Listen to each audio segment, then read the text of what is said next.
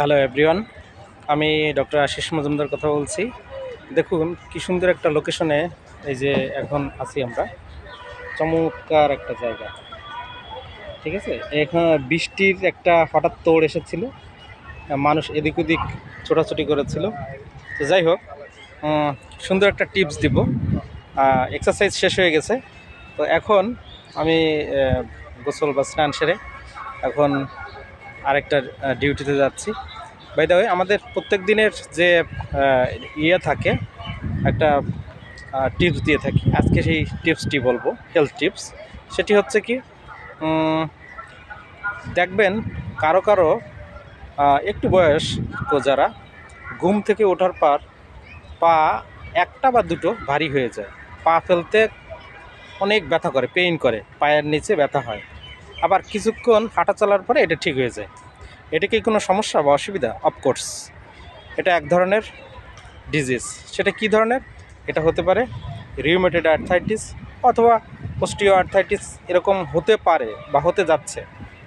তো এই ক্ষেত্রে আপনি যদি কোনো মেডিসিনের ডাক্তারের কাছে যান, আপনাকে ক্লিনিক্যাল কিছু ইনভেস্টিগেশন দেবেন। সেটা হচ্ছে ইউরিক অ্যাসিড ঠিক আছে কিনা, তারপর হচ্ছে ভিটামিন ডি ঠিক আছে কিনা, এরকম বেশ কয়েকটি দিবেন, সিবিসি ব্লাডের এগুলো দিবেন।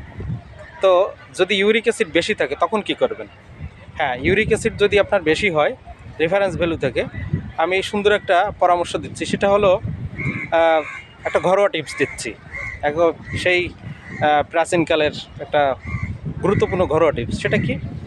সেটি হচ্ছে আপনি 10 লিটার পানি নেবেন। 10 লিটার পানি নিয়ে ওর ভিতরে 15-20টা তেজপাতা দিবেন। তেজপাতা দিয়ে ওইটা ভালো করে সিদ্ধ করবেন। যখন 3 ভাগের 2 ভাগ পানি চলে আসবে, মানে কমে যাবে, তখন দেখবেন ওই পাতিলের পানির কালারটা চেঞ্জ হয়ে এসেছে, কিছুটা লালচে হয়ে গেছে। এই সময় আপনি ওটা নামিয়ে নেবেন। নেওয়ার পরে ওটা ঠান্ডা করে কাঁচের বয়ামে ভরে রাখবেন। প্রত্যেক দিন সকালে এবং রাতে 1 কাপ করে এই পানি আপনি খাবেন। 1 মাস পরে দেখবেন আপনার ইউরিক অ্যাসিড লেভেল কমে গেছে, আপনার ডাক্তারের কাছে যেতে হবে না। তো সবাই ভালো থাকুন, সুস্থ থাকুন। আর এরকম নিত্য নতুন টিপস পেতে আমার সাথে অবশ্যই থাকবেন, ফলো দিবেন, ভিডিওটি শেয়ার করবেন। তো সবাই ভালো থাকুন, আজকের মতো বিদায় নিচ্ছি। রমনা পার্ক।